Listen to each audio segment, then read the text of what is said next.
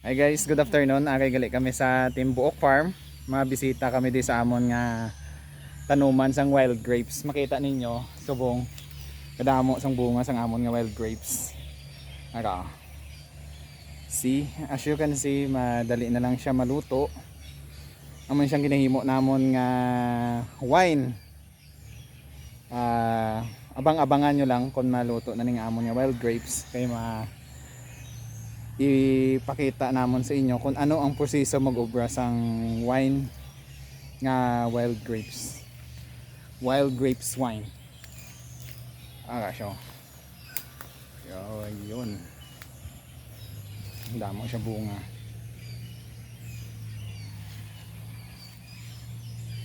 Dire lang na di sa amon nga farm, dire sa Timbuok Farm may mga wild grapes. Sa iban wala ka mo sinisang may makita.